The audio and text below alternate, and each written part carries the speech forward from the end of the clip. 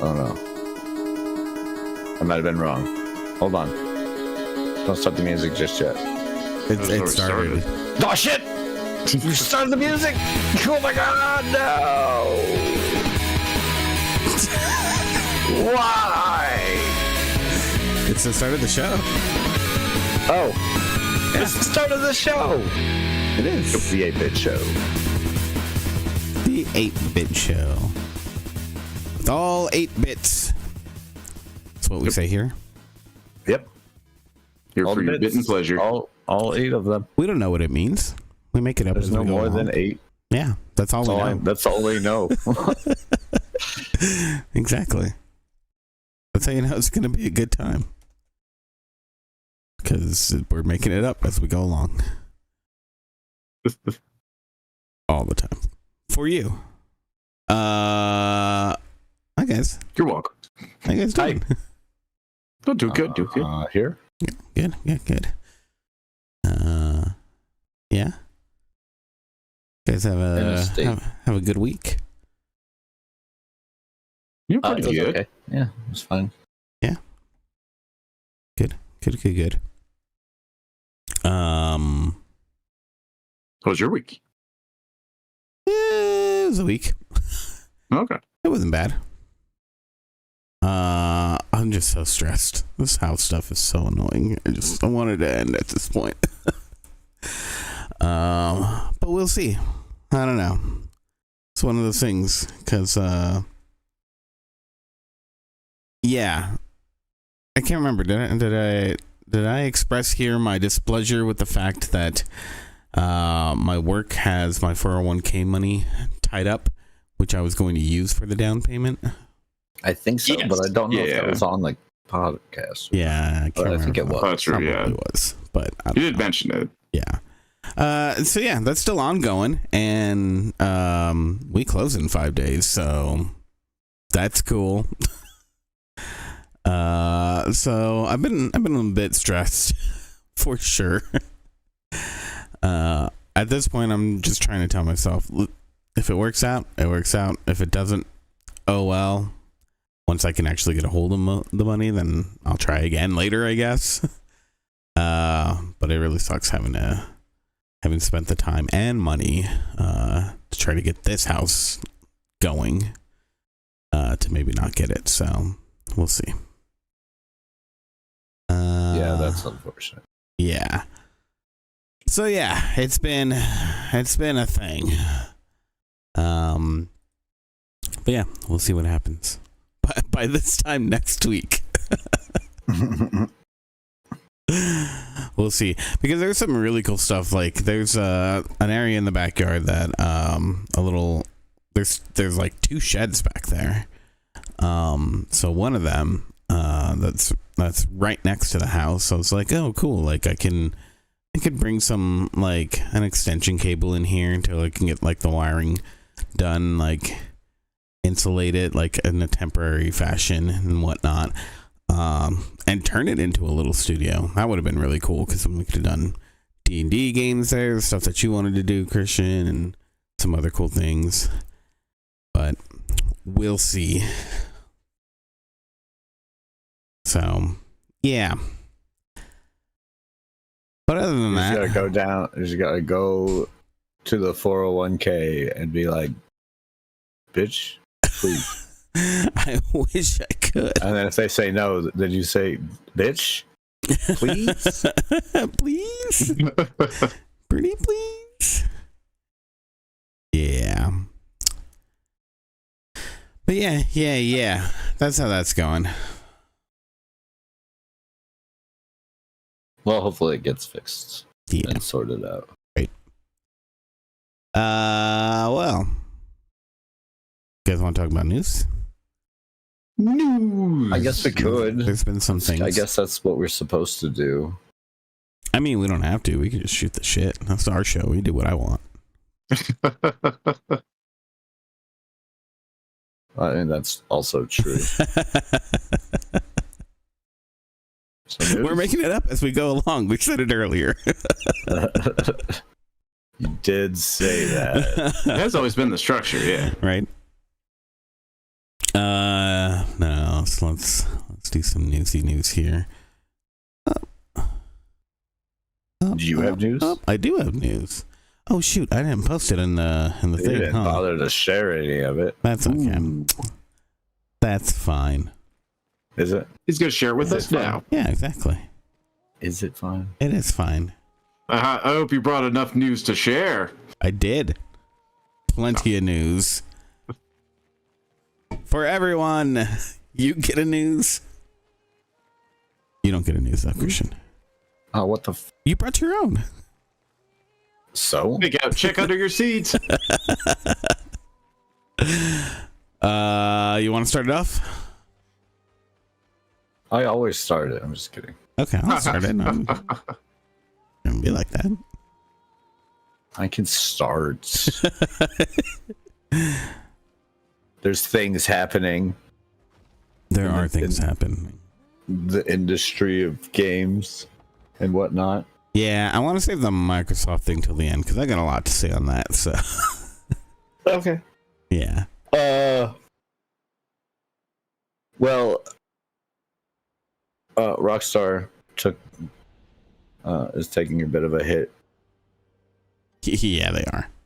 They got had an announcement, and then it instantly this is like a little while later got delayed until the beginning of next year. For GTA 6, which is caused a whole random amount of things to happen. It's kind of hilarious. Because was it Borderlands 4 got moved up in date from September 25th to September 12th, I think. Yeah. And there was speculation that it was because of the GTA 6 release date. And if they did do that because of that, it's kind of funny. I mean, they said they didn't, but I'm also supposed to believe Randy Pitchford, and that's not happening. So, yeah. Either way, that happened, and then now it got moved. It's Take-Two's shares kind of dropped down a bit because of it. Although they did come out and reassure their investors after the fact, hey, don't worry, the next 2 years, 2026 and 2027 are going to be record breaking. You're going to make fistfuls of cash. All the money. All of the money ever. Which is true. Very, GTA 6 one way or another, yeah. And they're going to make fistfuls of cash. Unless they have really bombed it, they're going to make plenty. Yeah, GTA games have always every time they're released set records. Right? Since 3. Well, they've been pretty dang consistent, I got to say that. Well, Rockstar's one of the few dev teams that can really take its time. They have GTA Online, and they have added to it time and time again. So it's not like they haven't stopped working on that, but they're one of the few development teams that have the luxury and cash to make sure everything's done right. Right? Yeah. Exactly. Which is nice, honestly. Because, sure, the game has its quirks. Every single one has had quirks. For good or ill on your feelings of Grand Theft Auto. And then the rest of it's pretty much a matter of taste. Industry, but yeah. They are big hit phenomenal games. Games. And you can't deny that. Right, yeah. 100%. Which led the Kingdom Come Deliverance 2 actor, Luke Dale, to be thrilled because GTA 6 won't be out until 2026, which means his game has a chance to make Game of the Year.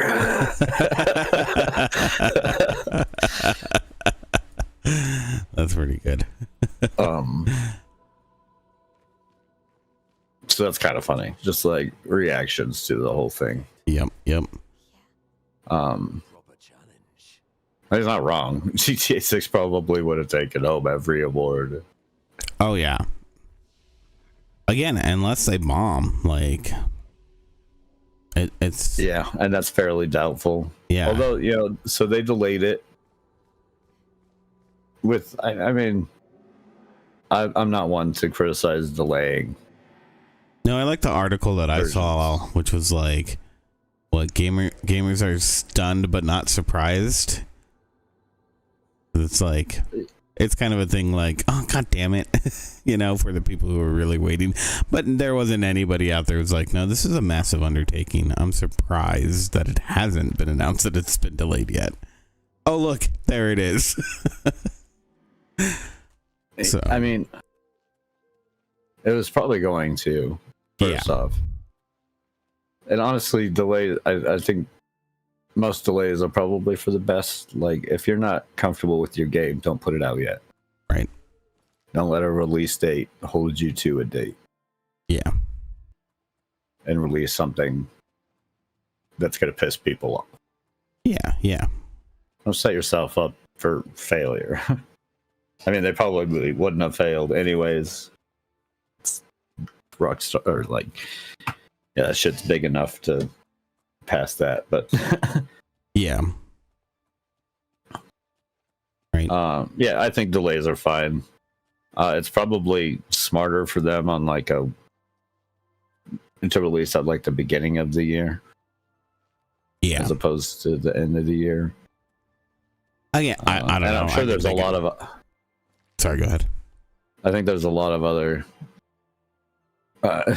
game devs out there who are probably happy that they're staying away from being involved with like the Christmas, the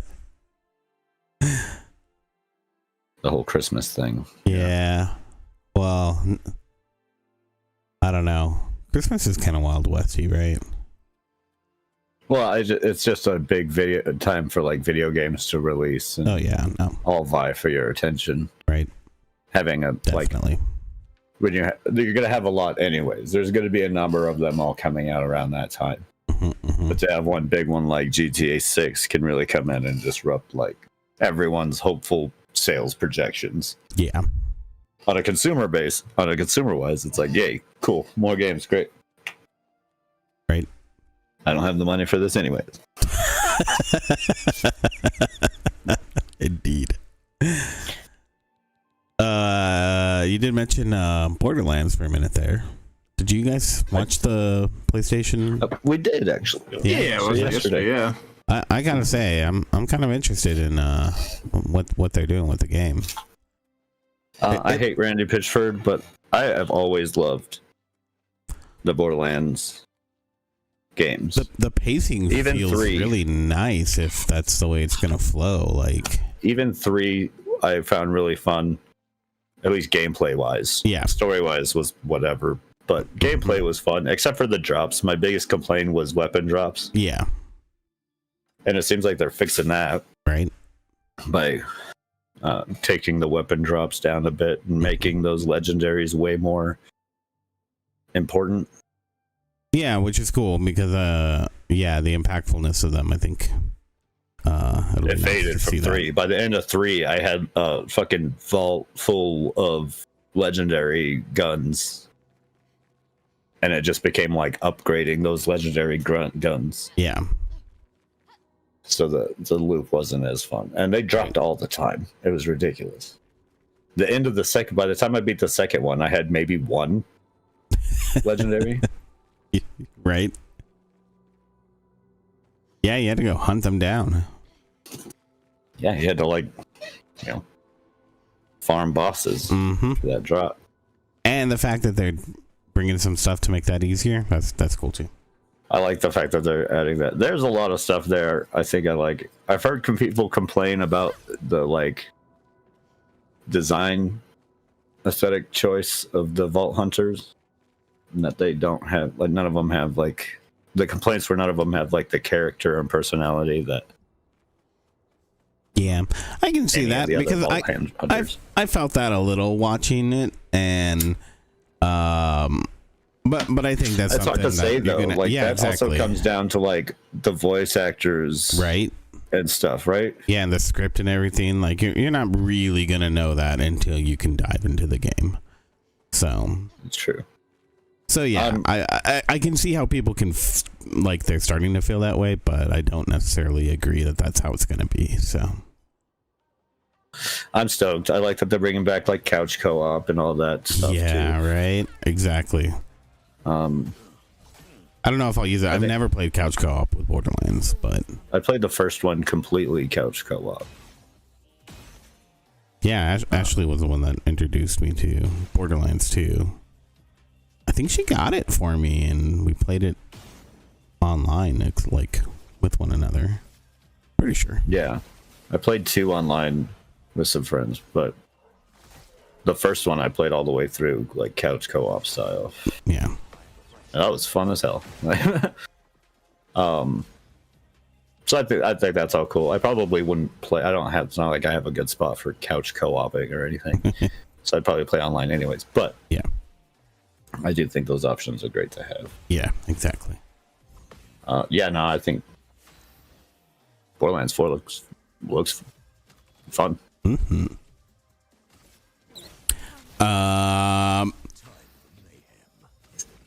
Back to the regularly scheduled news. That was an extra bit for you guys. That was an extra little bit. Yeah, we got the Switch 2 dock. It's not compatible with the original Switch. Well, that kind of makes sense, right? I mean, I guess it would have been nice if it was. But... Yeah, like I can see that the old dock wasn't necessarily compatible with the new Switch. The other way around, it would be nice, but it's not like it was a guaranteed. I think it's a little bit of a bummer for people, because that just would have been nice to have, so that you can. If you do have a household with multiple Switches and docks and whatnot, then, you know, you can be a little bit more loosey-goosey with them. But just so people know, it ain't going to work. So don't try it. It doesn't sound like it's going to hurt anything, but yeah. I think that would have been fairly obvious myself, but what do I know? Hey, I mean, sometimes things happen, and I'm sure like people had questions about this. It wasn't something that occurred to me because I didn't think about it, and I would have probably just assumed like, yeah, that's not gonna work.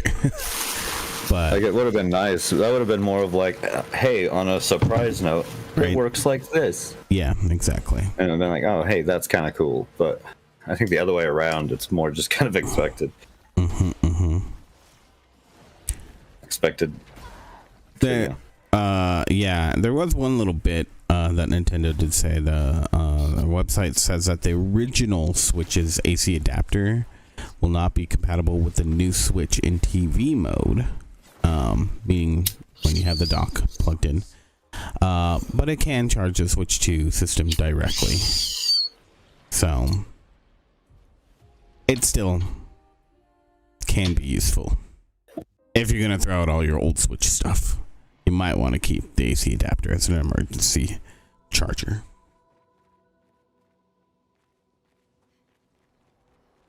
Yeah. Makes sense. Mm-hmm. What else you got? Oh, back to me? Yeah. Is that lull in silence? I just have some little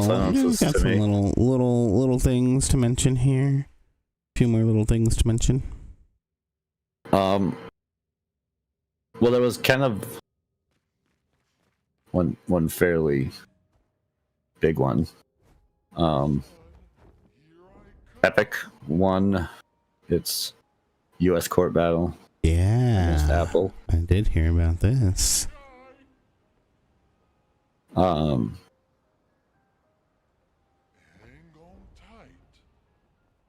Which was, it's like pretty big. That was the one that was like dealing with the payment processing. Yeah, so like Fortnite on like iOS and stuff, which was and Apple had bypassing Apple's 30% fee. Mm-hmm. And so Apple was all mad about that.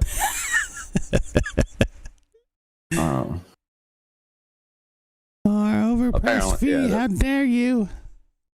There's some interesting stuff with that case if you wanted to go read about it. PC Gamer has a pretty good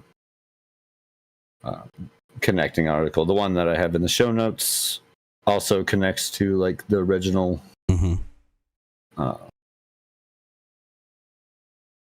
court charges and stuff. Yeah. But since Epic won, they also announced some changes to its storefront and the way it takes it's like revenue percentage for games, which is currently 12% of revenue on sales, which is significantly lower than the industry standard of 30%. Oh yeah, that's huge. It's significantly lower, yeah. Yeah, that's absolutely insane, honestly. Well, under their new thing, Epic will no longer be taking anything on the first $1 million in revenue earned per app per year, after which it's the usual 12%. So this isn't too big of a deal for like bigger developers. It's a huge deal for. It's still going to save them. It still is good. Look, any kind of money save is good. I mean, compared to other storefronts. Although some of them did drop their pricing down a bit before, right? Like, right? I think I remember like Google came down to like 25 or something like that. And maybe Apple's still at 30, Steam's still at 30. Well, Steam has some interesting rules on it too, right? Yeah. I don't remember all the Steam details. gives like bonuses. Yeah. For hitting different marks. That's right. But this is like way bigger. Like this like first $1 million thing is especially per app per year. Right. Is big for it's really big for indie developers. Yeah, exactly. I could see it pushing a lot of indie. Which is cool. I'm glad there's another storefront that's trying to do some things. So great. What now? Try to give themselves an edge to bring some people over. I hope it works because it's only going to make things better. Well, alongside the revenue thing, Epic is also adding a new feature that will enable developers to launch their own web shops, in parentheses. Yeah. According to them, these web shops can offer players out-of-app purchases at a more cost-effective alternative to in-app purchases, where Apple and Google and others charge exorbitant fees. With the new legal ruling in place, developers will be able to send players from games to make digital purchases from web shops on any platform that allows it, including iOS, in the European Union and the United States.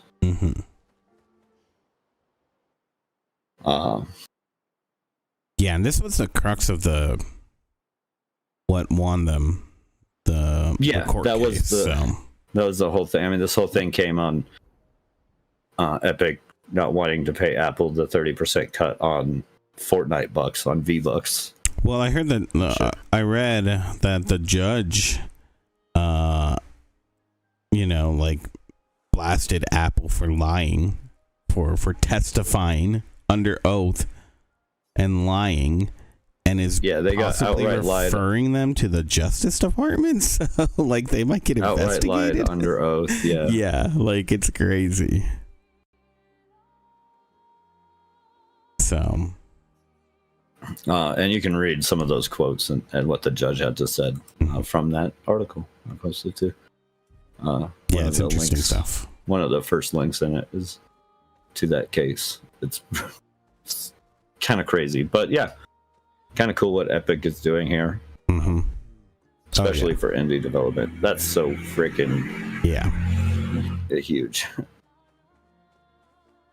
Yeah, that'll be cool. Can't wait to see what more comes of it. Not to mention that Epic's been giving away games like crazy. Oh yeah. Well, they're the only store that, in my eyes, like competes. Even comes close. Yeah. Really. The storefront's not that bad. They've added a whole lot of features since launch that were requested. Like I think now there's finally a cart. A shopping cart. Instead of having to buy one thing at a time. Right, yeah. Listen, they're getting there. They're working on it. Yeah, they're trying. Yeah.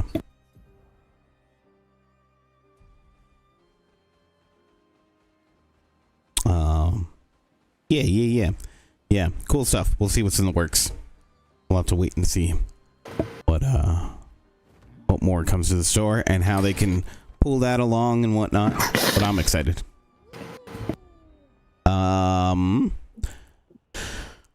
Next up, so I got some stuff here about the Clair Obscur Expedition 33 publisher. They had some stuff to say about Oblivion Remastered coming out at the same time as their game, and they think it actually brought some attention to it. They said, that it obviously didn't harm them, and they think that some people might have picked up the game without. Some people would have not picked up the game without Oblivion dropping at the same time. So they're actually pretty happy about it. I think with rightful reason. I mean, yeah, they're not necessarily wrong. It did kind of bring like RPGs back into people's minds. It probably did help them a bit. Yeah, it was really funny. They posted on their artist formerly known as Twitter, some of the Clair Obscur characters walking into an Oblivion gate. A little picture of that with the text. I think the text says something like it's like Barbenheimer all over again.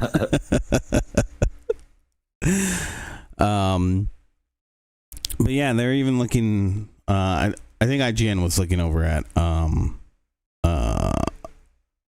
some data which hinted at something like it was like 20 to 30% of people who played remastered had played Expedition 33 as well.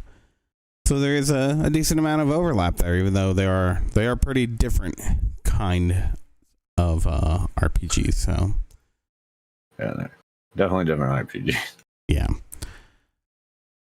So yeah, I thought it was pretty interesting. It kind of goes in the face of that other developers who've expressed their dissatisfaction, but that has more to do with the fact that it was shadow dropped. But it's one of those things where we talked about last week. Yeah, it's one of those things where it really depends, right? Like a game coming out doesn't really necessarily stop somebody from buying a game anymore or checking something out, especially if you're on one of these platforms where your game is being showcased where people can test it out for quote unquote free. That I think really helped Clair Obscur Expedition 33 in particular. So yeah, it's an interesting. It's a solid game that it was able to stand on its own merits by being a good game. I saw that it got praised by President Macron. Oh yeah, yep. Yeah. Well, yeah, they're. Of course, he's all happy about the Frenchivities. Well, I mean, it is yeah, sure, something. It is a French studio. It's really. Well, no kidding. Also, it's a whole bunch of ex Ubisoft devs. Mm-hmm. So more praise can be shed onto them for going out and doing their own thing. Yeah. And getting away from the travesty that is Ubisoft. Yeah, along with that, the director also was asking people to check out The 100 Line, another RPG, which launched on that same day. Basically saying it's from a smaller studio that has these kind of classic games. What would you call that? Cult followings. I've never checked out any of them, but yeah, the game's called The 100 Line. So I guess if you want some more RPG fun for your Switch, you can go check that out. Good on that. Between Clair Obscur and Yakuza Infinite Wealth. I'm still playing through that, which is so fun.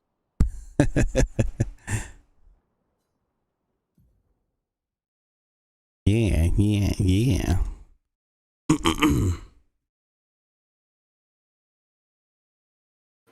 Let's see. I've got other things. Do you? Sure.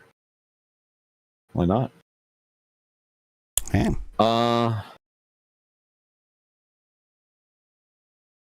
We're witnessing some of the tariff issues. Yeah, there's more of those this for week, sure. Although this might have been more than just tariff issues. Yeah. 8-Bit Dough, a company that I've praised before on this very show, are not able to ship to US currently. Yeah. Or from its China-based warehouse to the US.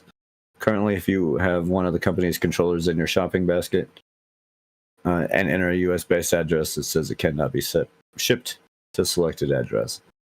They're hoping to have that back soon, and part of it is because the Chinese warehouse is shutting down from the 1st to the 5th of this month for Labor Day. Oh, I guess. Interesting. According to them, yeah. The company's China warehouse will be closed from the 1st to the 5th for Labor Day, and the shipments will resume on the 6th. But that does come after those controllers receiving a bit of a price hike. Yeah. So, well, currently, I gotta say, at least it sounds like they're sourcing their stuff from a more ethical place than some of these China warehouses. Well, I have promoted it. I'm glad because I've promoted it. 8-Bit Dough quite often. Right. Yeah, knowing that they're a China-based company, but they are super solid when it comes to making peripherals. Yeah, super solid. Some of the best, honestly. I really want one of their keyboards. One of the Nintendo keyboards. The NES keyboards. Yeah. I need a new keyboard anyways, soonish. I don't really, but maybe if I could convince myself to. Right. That's okay. I'll come over and I'll just strictly say, hey, Christian, looks like you need a new keyboard. Maybe that'll help you. Yeah, that'll do it. You're my IT guy. What can I get? How am I supposed to go off of that? Like, my IT guy told me I gotta get a new keyboard. Right? It's approved. Next up, a little bit of end of an era. The Louvre is no longer going to be doing their little audio guides with the 3DS. Oh. Yeah. That's a little unfortunate. I thought that was a cool little thing that happened. It was. I wanted to see more museums do. Right? I mean, I never got to experience it. It just sounded really cool. The demos you saw of it online looked really awesome. Yeah, I don't live close enough to the Louvre to go check it out. Yeah, on a random weekend. Right. But I think they said it's going to be phased out at the end of this year. They do have something new planned. I'm sure it's just going to be on your phone now. I'm sure they developed an app, basically. Probably. So it's probably what it is. But yeah. Still. Yeah, it's sad. Sad times. What can you do? Can you do?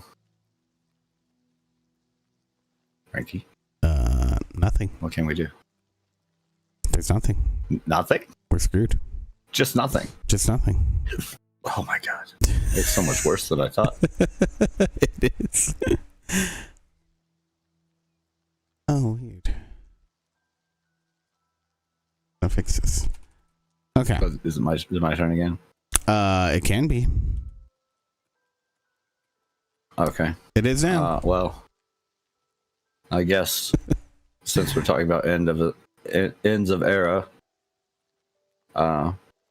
Polygon, video game website, news site, is being gutted. Yep. And sold to Valnet. Who the heck is Valnet? I really don't freaking know. I didn't look into it. Let's see. Yeah, just type in a chat GPT. Who is Valnet? Canadian publishing and media investment company. The Canadians strike again. Those pesky Canadians. Well, we can't trust them anymore until they surrender and become the 51st state, right? I guess. That's what I've been saying for years. I always thought you were joking. Huh. Interesting. Yeah. Yeah. I mean, it seems to have kind of sucked.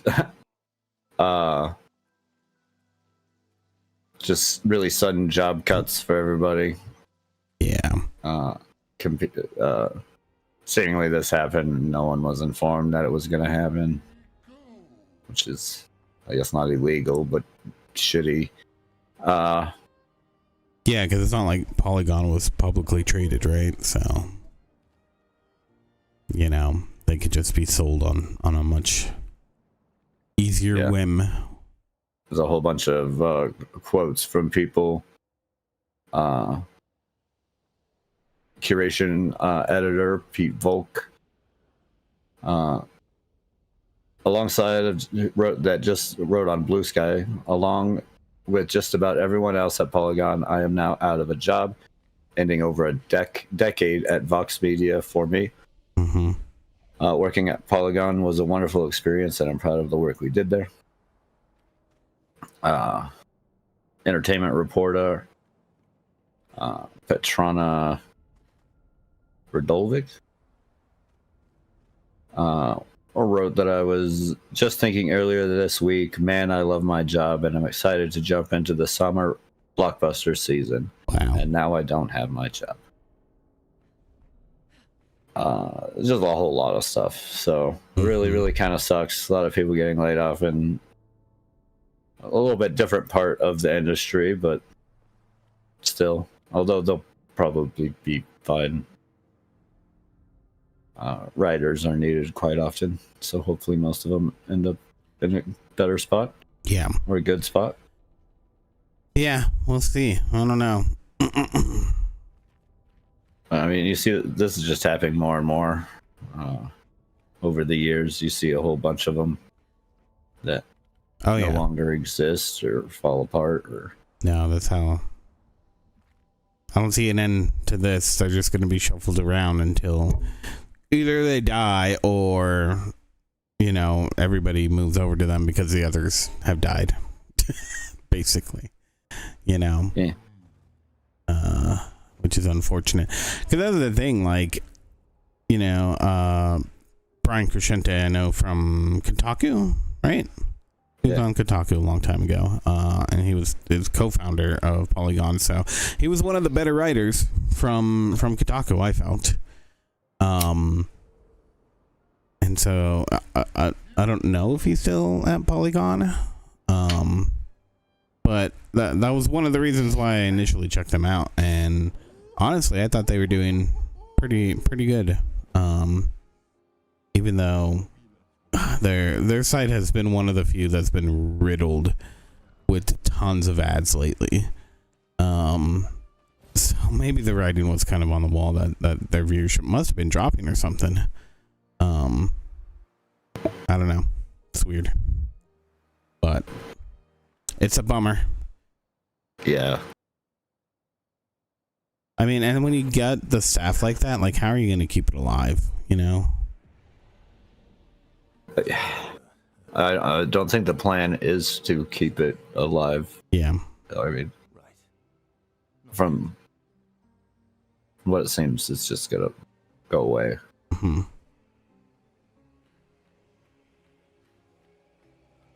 I don't know. Yeah, sad times.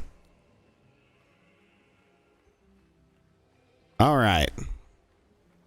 Get into our big discussion here. The thing that pissed me off. It pissed you off? This whole thing. It pissed a lot of people off.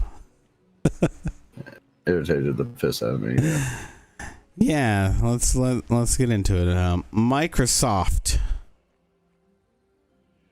made some announcements.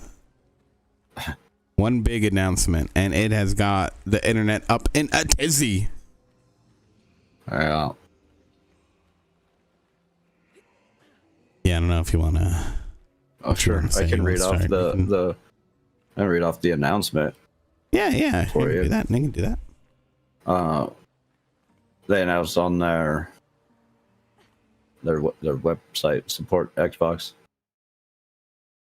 Support.xbox.com. Mm-hmm. As of May 1st, we have adjusted the recommended retail pricing of our console and controllers worldwide. We also expect to adjust the pricing of some of our new first-party games starting this holiday season to $79.99. Those titles purchased on Xbox Store have the benefit of Xbox Play Anywhere, allowing players to play to buy once and play on a console and PC at no additional cost. We understand these changes are challenging, and they were made with careful consideration given market conditions and the rising cost of development. Looking ahead, we continue to focus on offering more ways to play more games across any screen, ensuring value for Xbox players. Mm-hmm. And then all the changes. There's a lot of them. Yeah. Yeah, we can run down that list here. I got from Polygon. They got a little nice write-up on the new prices. To share that article. I should have put it in the show notes, actually. The Polygon one. Oh yeah. That's right. You got that one here too. Yeah, no, they're actually the only one that I saw that actually listed the older prices, because like every gaming site was reporting on this, but yeah. But yeah, so we got the important here thing is that the Series S 512 gigabyte, which was their cheapest one that you can get, their cheapest console, at $300. That's now $379.99. Their most expensive iteration of the console, the Xbox Series X 2 terabyte Galaxy Special Edition, is now $729.99 from $599.99. So across the board, you know, all their accessories have gone up too. You know, it's not just their consoles, the controllers, all that good stuff. But across the board, it's about a 20% increase, give or take. A little less on less expensive items, a little more at the higher end. So yeah. Yeah, it's absurd. Well, I think this is how things are going to be.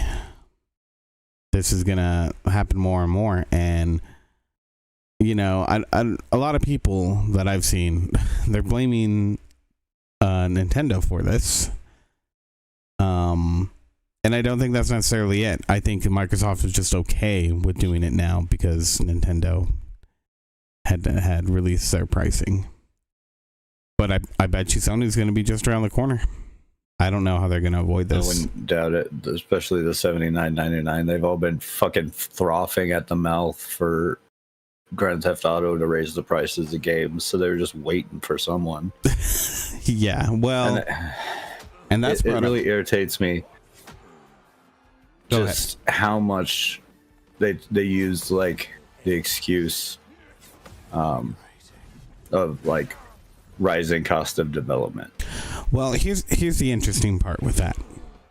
I think a lot of US based companies are scared to blame the tariffs as the reason for why prices are going up. I think that's just giving them an excuse Amazon. Because this isn't okay. My point why this has no reason to do with tariffs, excuse wise or anything. Maybe it does because with pricing, they're trying to like, because everyone's going to take a pretty big hit, so they're trying to come up with. Probably has something to do in a long, drawn out way. But this excuse is not old. It's literally the same excuse they brought out not 2 years ago when they raised the price of games to $70. Yeah. This like rising cost of development.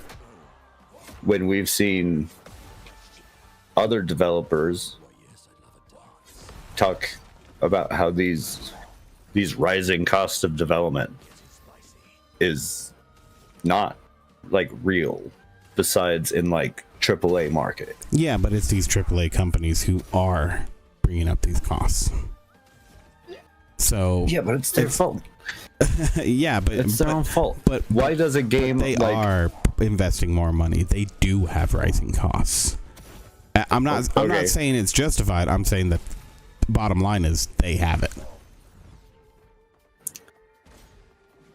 My issue also comes down to, okay, they want to keep doing the rising cost things. So me and Andrew actually kind of looked a little earlier at it. And he brought up a great example of one that was kind of like right on the nose. Skull and Bones. Ubisoft Skull and Bones. Mm-hmm. Quadruple A game. Was over $500,000, pretty close to being $1 billion in development. For Skull and Bones, mm-hmm. which of course was never gonna sell well. How the hell are you gonna spend that much on a game, and then you have other games? Like I guarantee you, Clair Obscura had nowhere close to that budget, and still sold well. Like these rising budgets are all an internal thing that they keep saying they have to rise costs on, but they really don't. They have to keep rising costs on giving themselves $1 million bonuses and laying off the development staff because they're not reaching their sale goals. But this excuse is being put on us as the customers. I don't think it's just that, but I agree that there is a level of that's definitely happening. But I think a lot of it has to do with the fact that these smaller dev teams, they're better managed. Like, bottom line, that's what it's coming down to. because what I think what happens with a lot of these rising costs in gaming is that there's just too big a teams. The scope is too big. They want things to be bigger and better than everything else. And when it comes to these AAA games, they just fall flat on their faces. I think a lot of it comes down to greed, because they want all these live service mechanics and things they can make constant money on. Which turn games into shit. But you have games that come out who don't embrace that, who have like a tenth of the budget that these AAA games have, and they still sell record numbers, have record number of people playing them. I mean, even Helldivers is a good one to look at. No, 100%. When compared, like, the AAA gaming market is eating itself alive. By spending way too much money on what they think is going to work and make and net them more money. That's exactly what I mean by scope creep, right? It's like, oh, we add this in because that's going to make us more money. We do these things because it's going to make us more money. You know, we have this because it's a gacha mechanic that's going to, you know, get people to play the game longer. Not playing to the strengths of the game that's being developed, which is something that a smaller company can do. But I think because of that, you do have these base things that do happen, like just inflation itself. That's gonna hurt any company one way or another. It's gonna hurt their bottom line, and the bigger you are, the more it's going to hurt. So things like that, and the interesting thing about what Microsoft pricing is done, like I said, it's at a 20%. And I think this has more to do with the reaction to the economic times than it does to most other things. Because here's the thing. What we do know is that if you are employed by Microsoft, Sony, Nintendo, is that you are actually probably better paid if you're hired directly by them. I'm not saying like if you're with like, you know, another publisher or developer that's then owned by Nintendo, but when you are owned or when you are employed directly by them, you're probably making really good money. And they are actually like benefits wise and the way they're treated, they are some of the best. It's, you know, they're not, Microsoft, Nintendo, and Sony are not like the Ubisofts of the world for sure. They have a much better track record, and that is because they are that much bigger. So when these things, when it comes to console sales, especially look at Microsoft, they are losing this battle right now. Their answer has been to give away more free stuff and get their stuff out there a lot more. Well, they're also in a position where they're trying to change the dynamics of what they're doing. Exactly. Because the hardware sales aren't going well. Yeah, precisely. So the question is, why would you do that when things aren't going well? Why would you increase the prices? It's something that a lot of people were asking across Blue Sky and the artist formerly known as Twitter. Let me just call it Twitter. No, I like calling it what I call it. But I like that too. Yeah, it's one of those things where you can also call it Elon's biggest mistake. That's his proper name. What are you talking about? That's what it says on its ID. But yeah, when it comes to Microsoft, this is a big deal because they are losing the battle and they are turning up the costs, which means this has to be bigger than just they're greedy. Why would you do that? I would say like a lot of people aren't pointing to it. In fact, when Polygon did reach out, they were referred back to the online statement that I read off earlier. Yeah. And they were asked directly if this has anything to do with the tariff thing. And like I said, sure, in a long ways, it kind of is, because these companies are going to be taking a hit for that anyways. And this is one aspect of what Microsoft is doing in itself, not just Xbox. Microsoft. Yeah, right. As a whole. But yeah, the thing is that PlayStation owners, you should brace yourself. It's probably coming quickly. Yeah. Because here's the thing, like this 20%. I think it's kind of bold, though. It's bold not to like wait until their next consoles or anything like that. Well, I don't think they have any. Outright. I don't think they have any plans right now to release anything. So it's kind of that's why it's coming on these. Yeah, that's why they just did it. They don't have anything in the pipeline for that. Yeah, we're looking at next year at the earliest, I think, for any new quote unquote console coming out, and I think that's even generous. I mean, honestly, you're going to see a lot of price hikes in a lot of things. Yeah. So this isn't really. The thing is too is that unexpected. What people should keep in mind is that this is approximately 20% price hike, when across the board the tariffs that you're looking at, these companies facing having to pay is going to be more like 25% minimum. That's before you factor in anything that they might have to go through China to get, which all of these companies who make computers, they have to at least get something from China. And if you go look up Trump 2.0 tariff tracker, currently the China tariffs at 125% for all products. That's down from the last time I saw it. Kid you not, I saw it and it was like 39. Yeah, 139. It's insane. Like, so this 20% is only the beginning of what you might start to see going forward here. Yeah, that's going to be even outside just video game industries. It's going to be all over.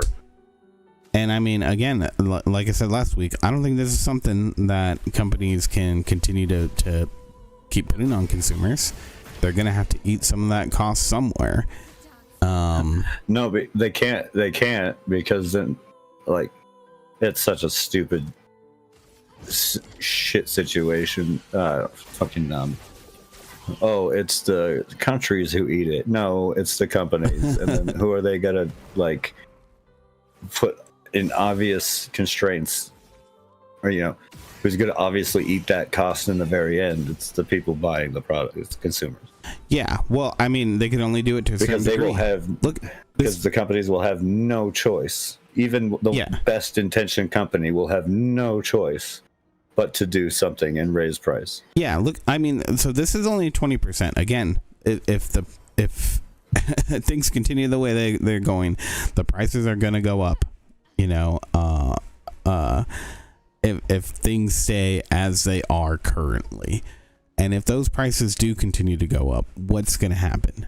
Like, Microsoft is just going to lose out. They cannot increase the price anymore. The backlash here was insane. And this is something that they probably thought very hard about. Like, what is the price that we put down when we're already, down 6% in hardware sales?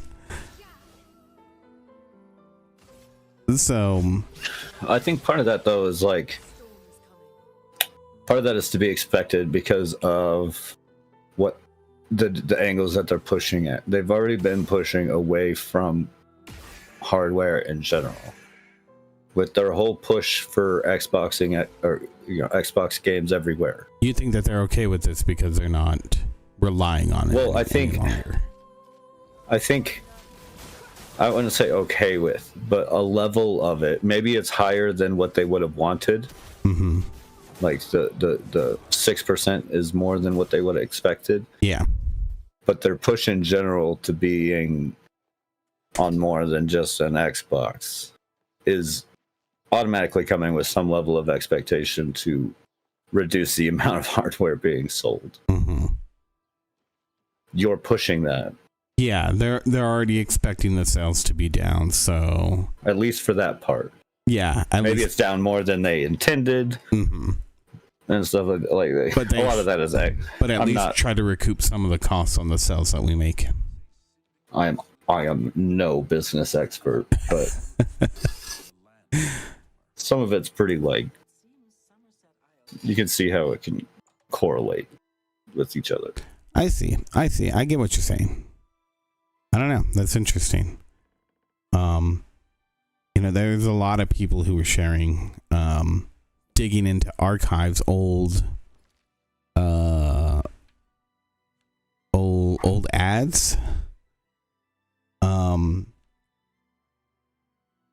showing. Did you know that what was it? What were those games? I don't even remember now what I saw. It was Killer Instinct Doom 64. They were $74 when they released. Was that Killer Instinct Gold? Yeah, it must have been. 64 one? No, it wasn't. There was the SNES one. So this was back in, and even Mortal Kombat, the original Mortal Kombat, released at $70. Adjusted for inflation, that's $155. Yeah, and then you wonder why millennials have such a fond memory of Blockbuster. I mean, that's also like,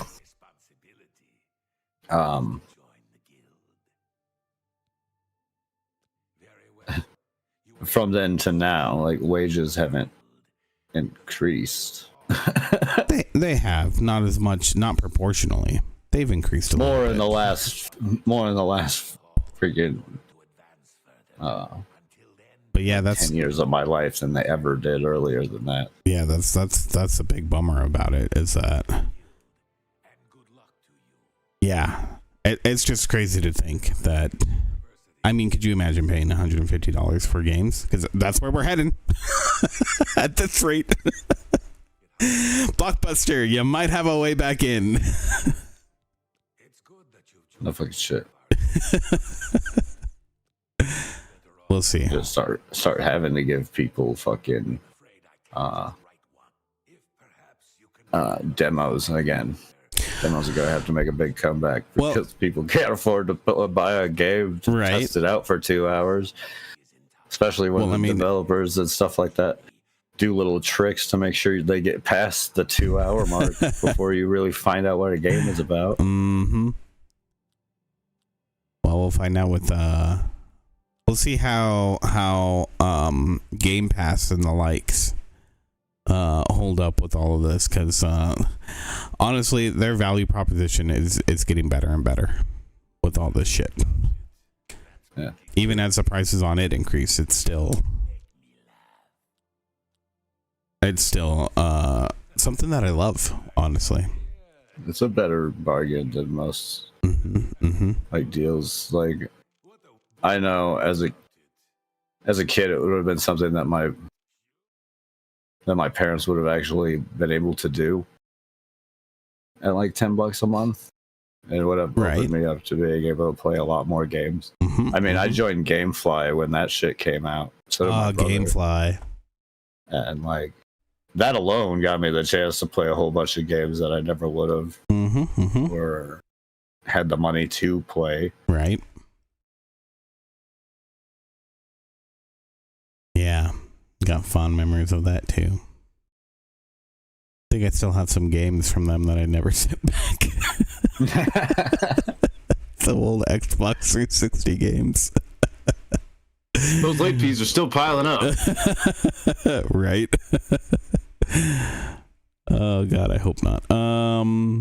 But yeah, so that's the state of gaming. It's getting even more and more expensive. And I don't think it's going to stop anytime soon, which really sucks for gamers, because it is pricing people out of it for sure. It is a problem. Yeah. along with that, like, it's one of those things where, yeah, we don't need it to survive. But, it's nice to have fun. And the way I like that is my video games, so. Yep. Speaking of which, what did you play this weekend? Before I get into that, should we get into our weeks? I guess it's released. Yeah. Dates. Quick Actually, release know dates? 2 games. Yeah, do you? This week that What do you got? I'm kind of excited about. Is it Sonic Rumble? No, Oh. it's not. Yeah. No. Why not? One of them is the new Savage Planet game. Revenge of the Savage Planet? Yeah. Yeah. Which is an excellent title. that's always a pretty fun. Savage Planet is pretty fun. Little co-op survival game. It's pretty cool. That comes out on the 8th. Yeah.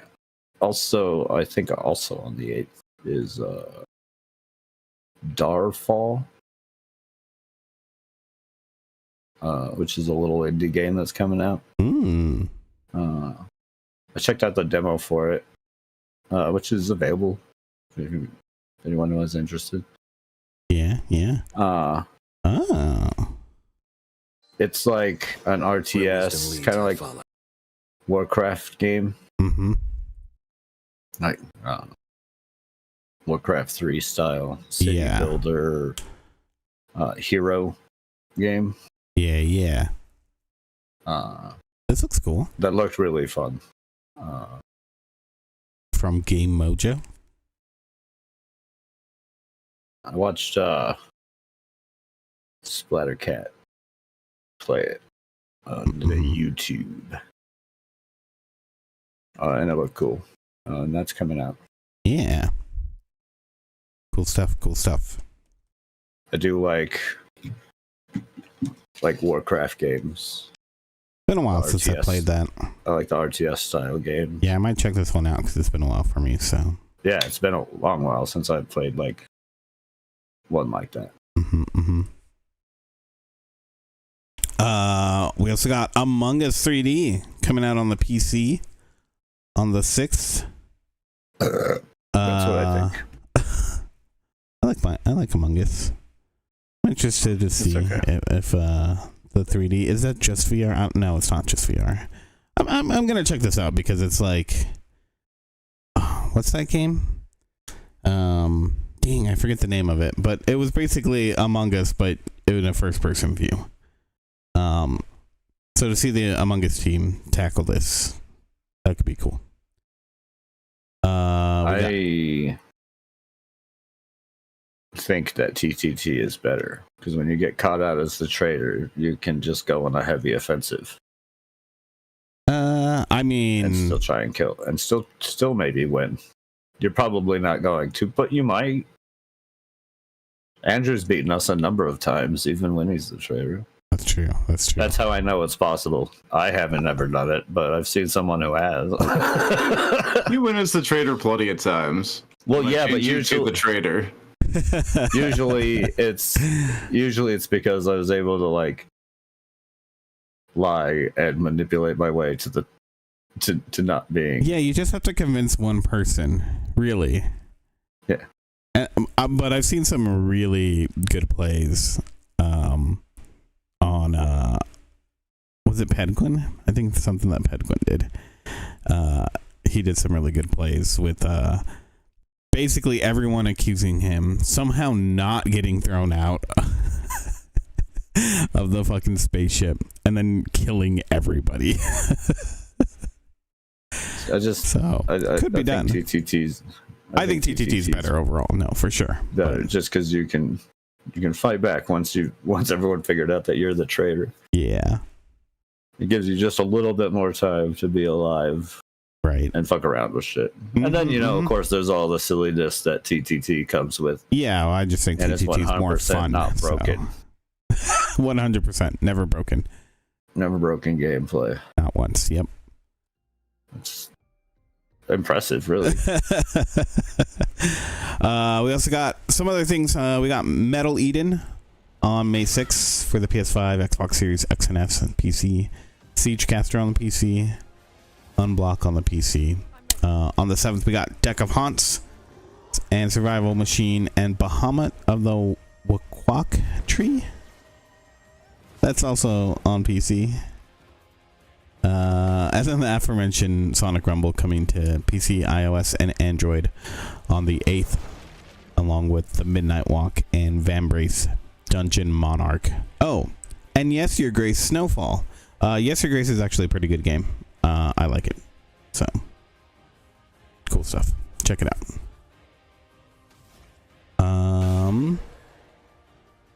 Oh, and yes, Danny says he wants to see Steam release an equivalent to the Xbox Game Pass. If they did that, they would kill it. I would maybe stop paying for Xbox Game Pass, actually. Depending on what like Steam offered, yeah. Yeah. It would have to depend on what the library that they did.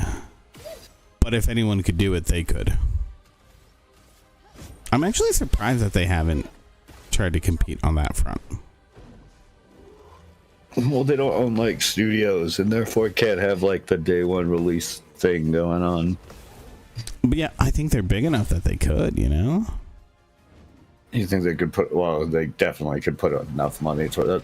Yeah. One of the things that makes them as much money as they do is that they stay out of shit like that. Right. That's true. They'd have to give up a little bit more of their money to pull it off. Right. Yeah. Indeed. So that's that. Yeah. Let's talk about our weeks. Mine's really short because I haven't played anything new. More Oblivion. How's that? I've been enjoying my time in it. The biggest issue with it is that the optimization, like any game lately, just feels like crap. I've had more than a few crashes, which sucks. But usually I can get back into the game pretty quickly and continue on for a while without issues. So they're few and far between.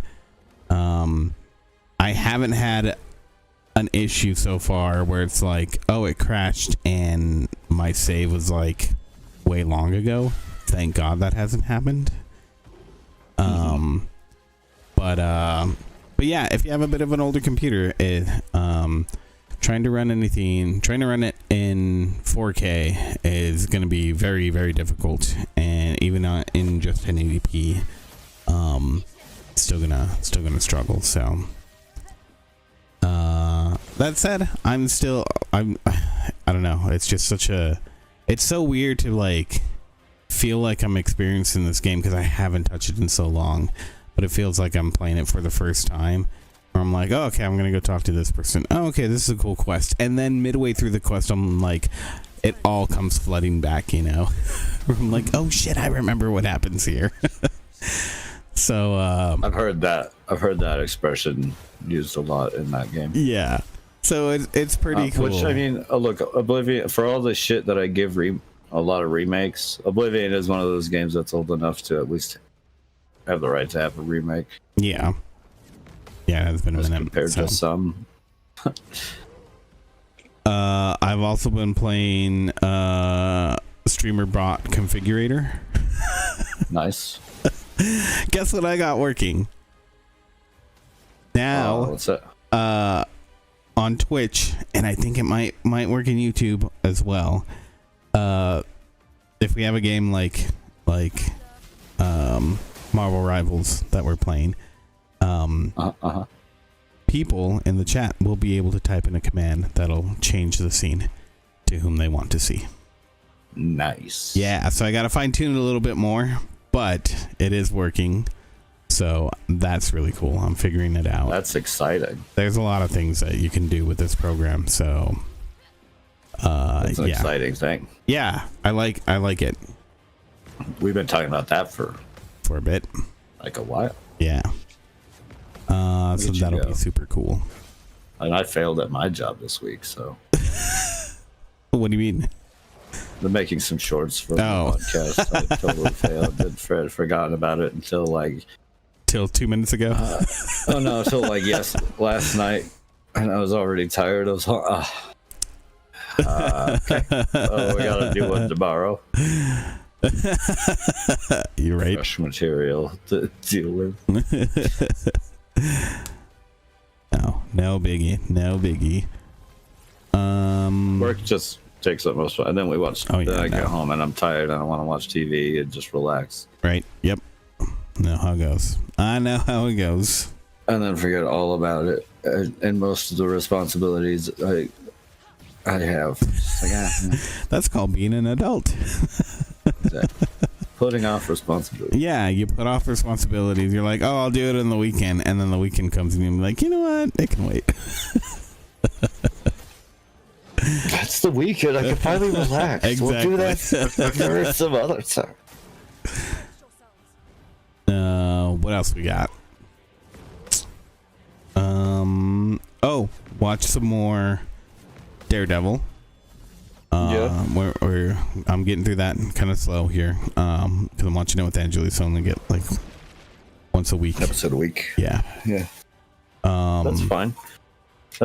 I gotta say, I really liked the second episode. The fact that it ended with some craziness that just kind of pops off for a minute, like that was pretty cool. It was intense. I liked that for sure. Now I've heard that there isn't a whole lot of action to it. A lot of people wish there's more, along with what you guys were saying that there'd be more Daredevil would be good. But I'm gonna leave it some room to breathe and see how it turns out for sure. I think my biggest complaint is probably when it's all said and done, is gonna be from the fact that they split what should have been one big season into 2 seasons. Yeah, for me right now, it's gonna depend on what they hit on. Like, is it gonna feel like it could have been more succinct or not? Of course, I mean, I'm just gonna have to wait to see. Sounds like you already know.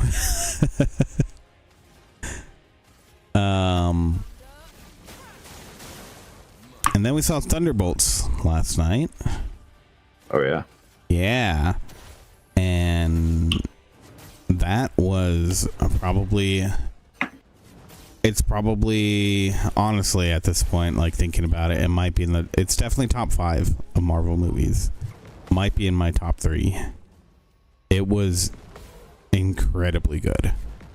And that's with me being pumped about it. Yeah, it was super, super fun. And the mental health that they talk about, that they touch on, and is kind of weaved throughout the show. It was pretty cool the way that they did all of that. I'm super appreciative of the story that they told, and the acting was just so incredible. Everyone, like the guy that plays Bob, wonderful, absolutely wonderful. He was a great choice. What's his name? God damn it. Hydra Bob? No, the actor. Oh, I don't know. Get his name. Pullman. What's his first name? Bill. No. Bill Pullman. Lewis Pullman. Yeah, he was incredible. Yeah, it was just super fun. I honestly, I don't know what level, since I know, the whole MCU pretty well. I don't know what level you need to know going in. That's usually something that I wait until I hear Angeli's husband talk about, or when Angeli tells me how much he liked a movie, then I can kind of see, because he doesn't watch any of the Marvel stuff really, except for what she ends up dragging him to. So I mean, I haven't watched a whole lot of any of the new but this is really, really good. I think it's 100% worth checking out. That's the one that has the people from Black Widow's movie in it, right? Yeah. Dennis Harper's character and her like sister. Yeah. Yep. Yelena. Florence Pugh, who I believe, I might be wrong about this. I think she's now the first woman to jump off of the second highest building in the world. I think she got a Guinness Book of World Record for doing that at the beginning of this movie. The only thing I'm fuzzy about is if she's the first one to do it, the first woman to do it. But yeah, they were playing some of the little featurettes over at Flicks, where they were talking about. She was talking about doing that, getting set up for it and whatnot. It's a cool shot, really cool shot. So worth it. And if I was her, I'd definitely do it. Been fun. Yeah. I've done skydiving, which was fun. I'd jump off the building. Do skydiving so bad. Skydiving is a blast.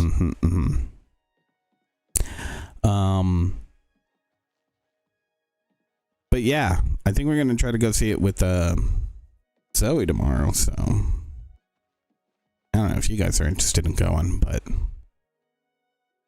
might try to get some people together to go see an early showing.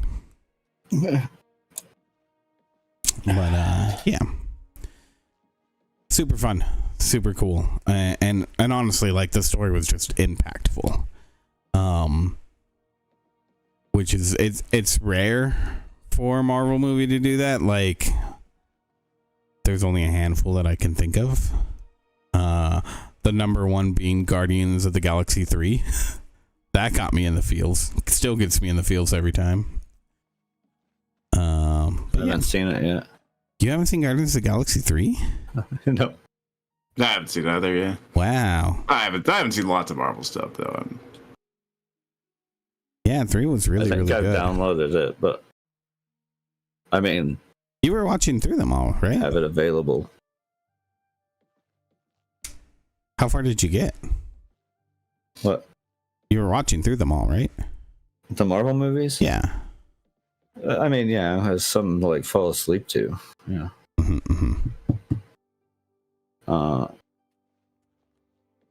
I'm in the Captain America movies. I watched the first Captain America movie.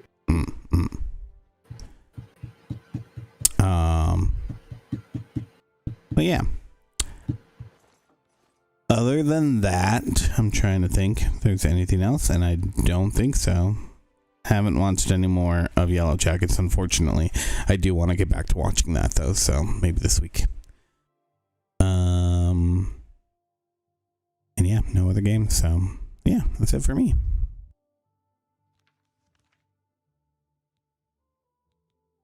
Me, Andrew? Yeah, I've been playing some games too. Mostly just Clara Obscura. I made it to the third act, and the story finally got a little clarification. Yeah. I won't give any spoilers or anything. Less obscure. Yeah. I also fought like a optional boss named Clara Obscura, so I think maybe that's who the game's named after. I have no idea. I'm still not sure where the title comes from. I mean, Expedition 33 is pretty obvious. Yeah. But it's a really interesting story.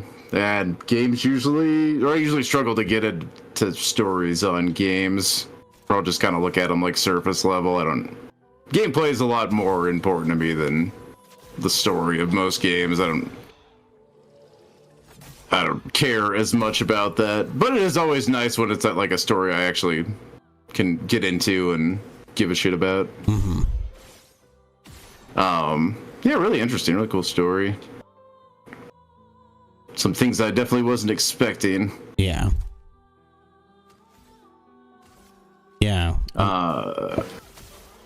What? You've been playing it pretty. Have you gotten too far in it? For me? Yeah, I have. I don't know how far you guys have gotten into it just yet. I haven't picked it up yet. I want to finish Oblivion, which it's not a very long game, so that should be soon. Yeah, it's just on Game Pass. So yeah, that's where I got it.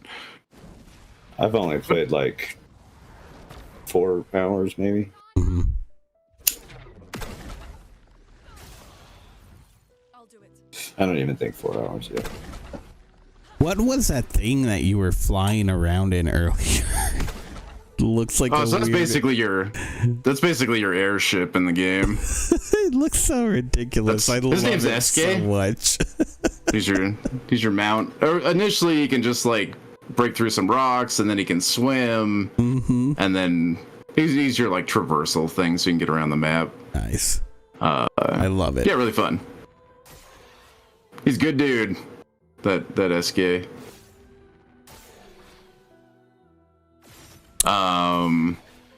Yeah, super fun, super enjoyable game. Yeah, it looks good. I like the style of it. I like the battle menu, honestly. The way that it pops up and everything, the stylizing on it. Super cool. Yeah, the combat's like really like probably the highlight of the game for me, honestly. Yeah? Is the combat itself. But I really like that all the characters have like a mechanic that you play with. yeah, they all have their own unique mechanic, yeah. Well, and then unique skill trees and everything. Like they all have individual skills, but yeah, they all have their own special mechanic too. Like some of them need to like build up attacks, and some of them like you gotta like match the different. You can have like more powerful types of magics by matching certain magics together. That's cool. They're cool systems. Yeah, very enjoyable. Very enjoyable, yeah. Third act definitely came with some problems. For me, everything got a lot harder in the third act. Interesting. And also the game like super opens up because you can fly now, so the map really opens up for you. Without any like clear instruction on what to do when you get to the third act either, so just like, well, you know, go figure out what to do. So running into a lot of stuff where it's like, oh, okay, I'm like way too low level to fight this right now. And like it sucks too because like the second act boss was pretty easy. Like, I got through that fight without really too much of an issue. And then I get to this and like everything I come across is harder than random normal enemy mobs that respawn every time you rest are harder than that boss was, and it's kind of annoying. It's like why did the difficulty spike so much between these two acts?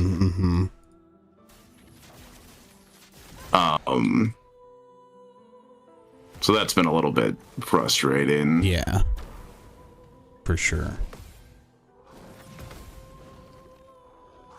But I mean, I was thinking about turning up the difficulty anyway, so it's good that it's gotten a bit harder. But you can see even this combat I just finished here. I just got a level 21 weapon. I'm not actively using a weapon that's above level 15 right now. Oh wow. Like the only weapons above level 20 that I've ever gotten are like 2 that I've found. I got through like really hard fights. I do need to go back to camp and like seriously upgrade my shit. But I mean, obviously I'm supposed to be using level 20 weapons in here based on that level 21 weapon I found. But it's kind of tedious to have to go back to camp and do that. I don't really wanted to, and I mean, I guess that's just kind of. I need to go spend a lot of points at camp and go through all my passive skills and upgrade all those and stuff too. It's a little tedious. I got a whole mountain of shit to deal with there. The tedious part of the RPG. That's gonna be like, it's gonna be several hours dealing with that. Which I'm not super excited about. I mean, I guess it'll be okay, but yeah, I don't blame you. Just my love of this game has got incredibly frustrated after Act 2, and my love is waning with this game. Not as much fun as I was having. That's unfortunate. Yeah, I mean it's okay. It's just like it's just how it is. Yeah. Well, hopefully it'll pick back up though. Hopefully. I really wish I wish they would have paced the game out a little bit better in terms of difficulty scaling. Yeah. They really kind of fucked up getting into the third act. There was probably a smoother transition than what it is. Mm-hmm. I don't know if they expected too many people to get to the third act, though. I don't know. It's not a very long game. Yeah. But I mean, overall, I'm still having a blast with the game. It's just... Oh, yeah, they also introduced a bunch of, the other thing I'm not having fun with, they introduced a bunch of, platforming shit into the game. There's, like, optional areas you can go to get swimsuit outfits for the characters that are these long platforming sequences. But now they started putting those in other parts in the game, too, and I really don't like them. Because the platforming, like, it's not great. The movement controls in this game are not very tight. Mm-hmm. So the platform is just super annoying. And so when you have, like, sections where that's just mandatory, you gotta do that, it's incredibly frustrating. Yeah.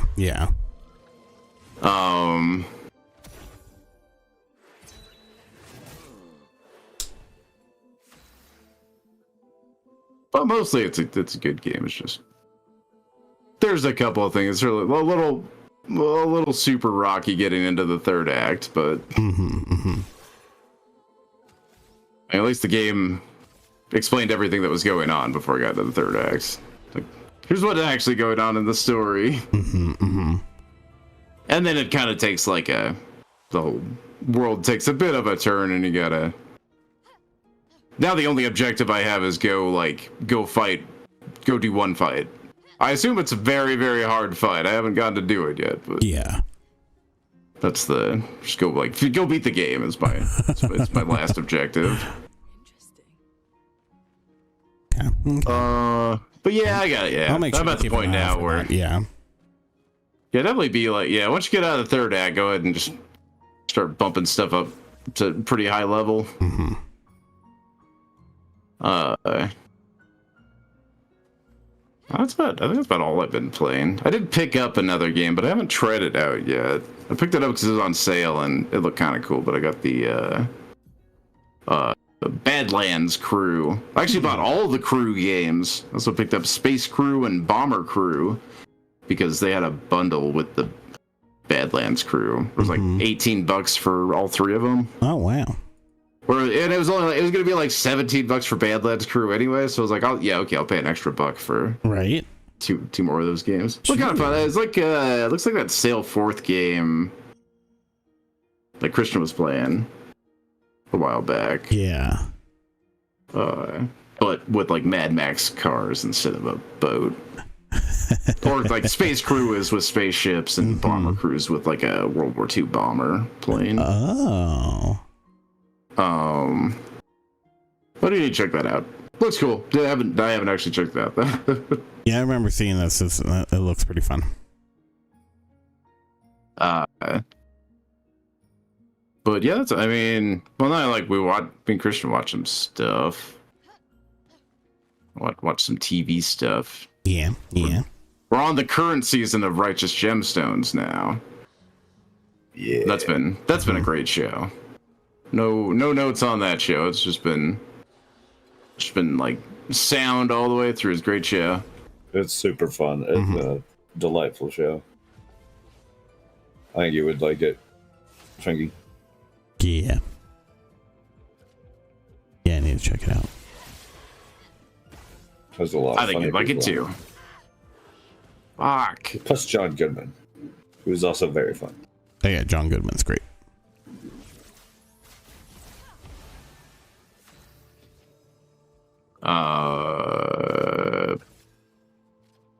Yes, Righteous Gemstones has been really fun.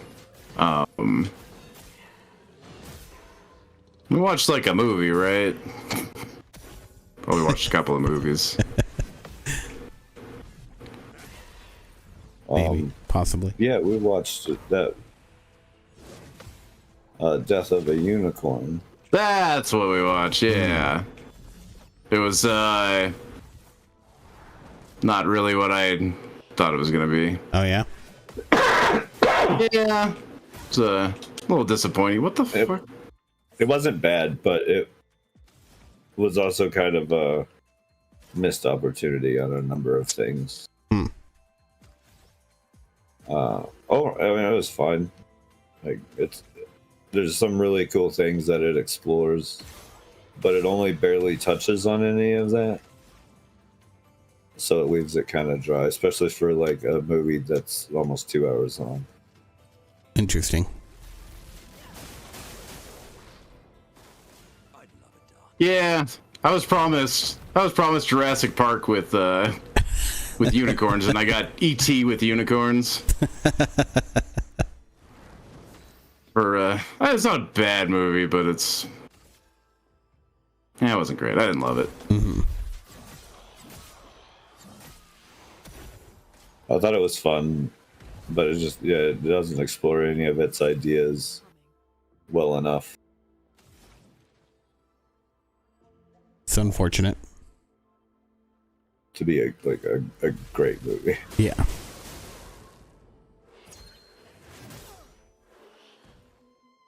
I'd love a dance.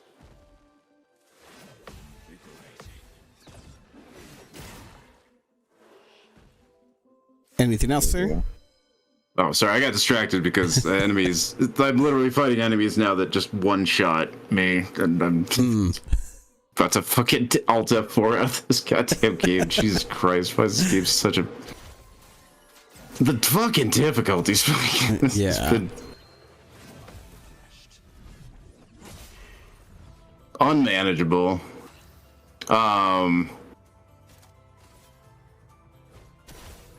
Yeah, I think that's about it for my week. Can't think of anything else off the top of my head. Okay.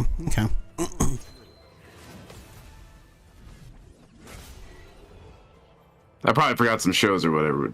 I guess Christian can talk about those. Christian can talk about those. Yeah, Can Christian. I? Finally want to go? Want to go first? Can you? I guess I can.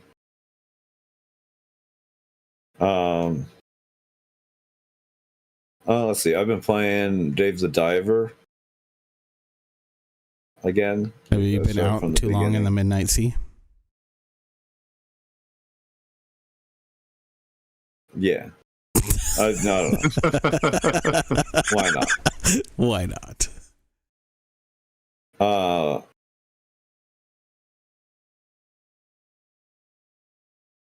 So I'm like trying to figure out this puzzle and it's confusing me. It's already in my head.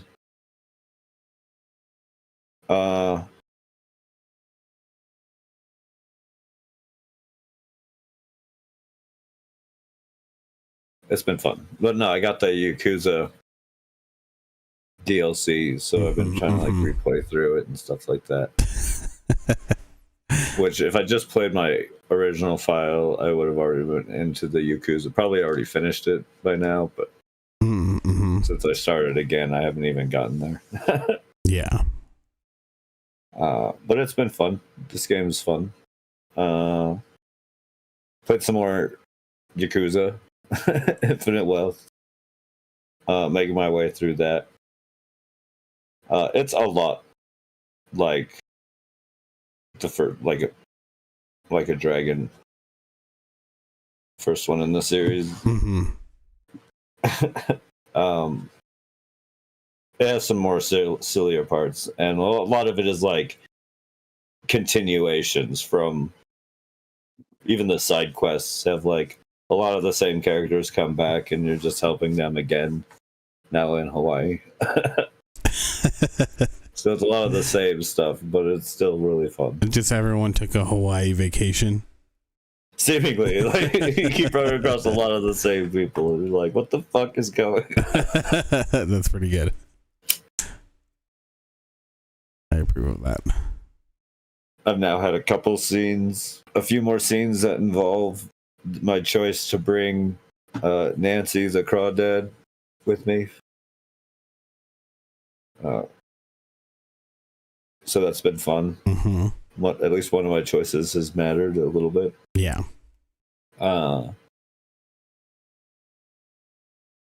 Yeah, I mean, we watched The Righteous Gemstones, which has been really good. I've quite enjoyed that show. I mean, that's mostly what we watched this week, besides Death of a Unicorn.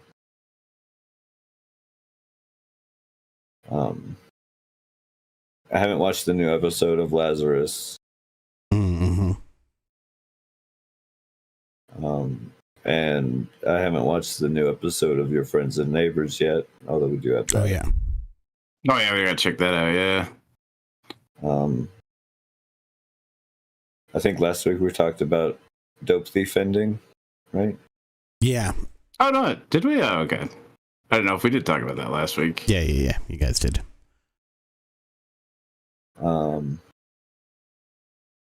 So yeah, I mean, most of it's been like binging 2 seasons of The Righteous Gemstones to catch up. And it's been really good. The 3rd season was like really fantastic, and that honestly, like the end of it too, could have been like the end of the series, and it would have been fine. Really? Would have been a fine show. The fact that there's another season, and we're almost caught up completely with that. The new season's been fun. Is it still going? I don't know if they have more than the 4th season, but yes. I think there's one more episode left in the new season. I see. 1 or 2. I don't know. Okay.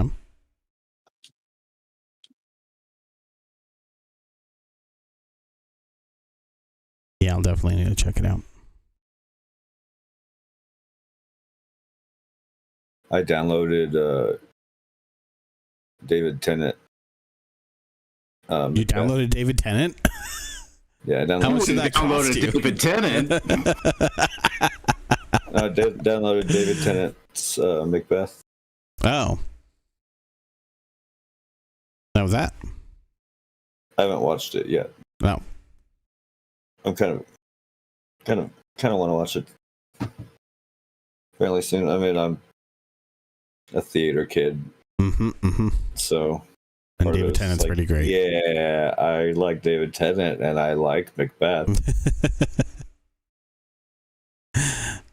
Like, who doesn't? Macbeth is such a good story. I'm sure there's plenty of people that don't. Plenty of people out there that are wrong. Yeah, you gotta say that. Thanks for that. Plenty of people who have the right to be wrong, I guess. Mm-hmm.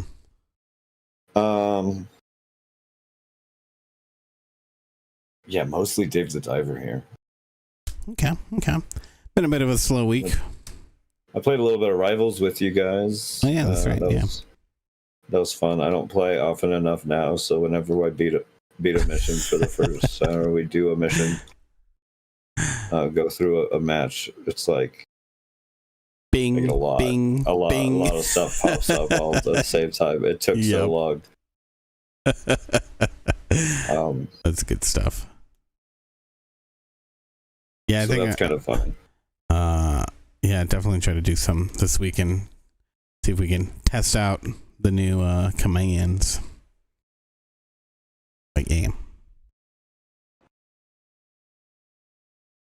Yeah, that seems fun.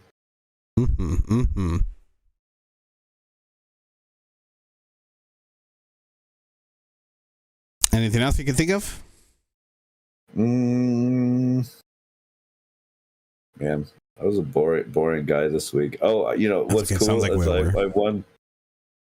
I was a boring guy, but I won a raffle. You talked about that last week. No. You talked about it on the Rivals. That's right. That's when we talked about it. I talked about it for a minute on the Rivals. Yeah. But I won a pot raffle. Where I won a pot of pot. They have like a plastic gardening pot, and they just filled it with like pot things, edibles, joints. paraphernalia. A lot of joints. Mm-hmm. And then some more joints. More of these edible things. How far through are you with it?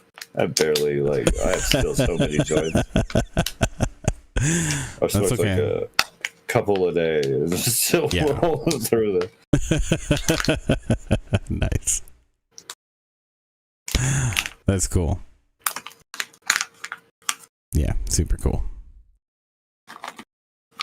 So that's fun. I never win things like that, so that's nice. Mm-hmm. I have a short week this week. I get a nice 3-day weekend. Oh yeah? Next weekend? Yeah. I'll be off Friday, Saturday, and Sunday. Nice.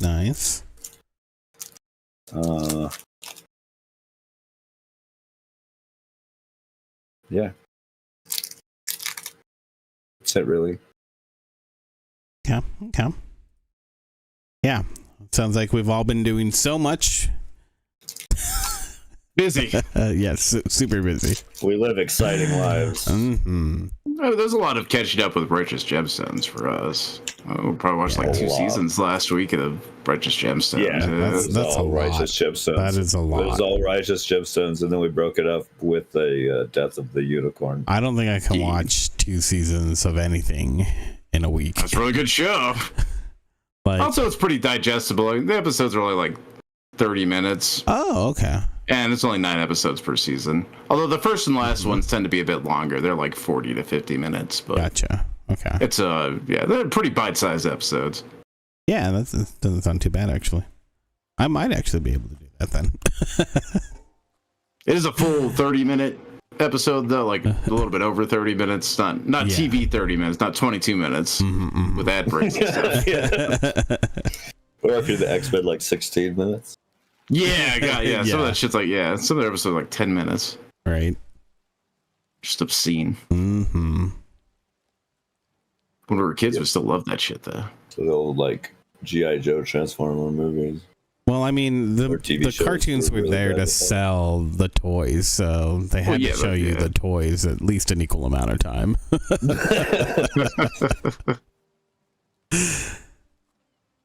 Well, yeah. But yeah, I think that's mostly it. Cool. I think we did watch a few trailers for a number of movies and stuff. Mm-hmm. We did see, some interesting looking trailers too. There was some cool stuff. Yeah, there was. A couple interesting looking movies. Yeah. And games. We saw some game trailers too. Yeah. Weapons looks pretty cool. The Josh Brolin coming out here. Oh. New movie Weapons with Josh Brolin and a handful of other people. It seemed pretty cool. Looks like an interesting one.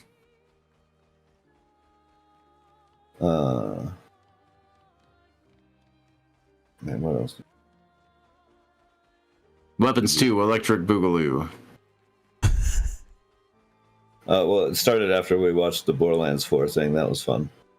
Mm-hmm. And I watched like a trailer for Hello Sunshine. There's some. Oh yeah, Hello Sunshine game looked neat. Thing where you like follow in the shadow of a giant robot and he clashes with other. I don't know. The trailer looked cool. He's all big old robot, giant robot against giant robot fight in the background. That's fun. We saw like a crazy looking monster movie from Thailand. Some kind of centipede monster thing. Oh, like a human centipede? No. No. Although it does seem to be like taking over humans. At one point, it does seem to be kind of like disguising itself as one, maybe. I don't know. It looked creepy. Like zombie control them. Interesting. Yeah, that was about it. I'm trying to remember. We saw a trailer last night. I don't remember what the movie was called. Damn it. I'll try to bring it up for next time. It was really interesting.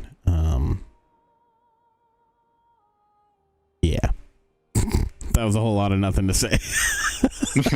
Yeah, that was crazy. Yeah, I mean, it's movie trailers. Yeah. Trying to look it up. I don't even see it in like, oh, the new trailers that came out this month. Oh well. Saw a trailer for How to Train Your Dragon. Mm. Yeah. The live action one? The live action one. Oh. Exciting. I honestly, I think this one might work okay. I also saw I saw the trailer for The Ugly Stepsister. Oh yeah, the Ugly Stepsister look. I haven't heard about this. What is it? Like Cinderella from the point of view of the Ugly Stepsister, Oh, that's cool. or one of the stepsisters. Like hardcore horror.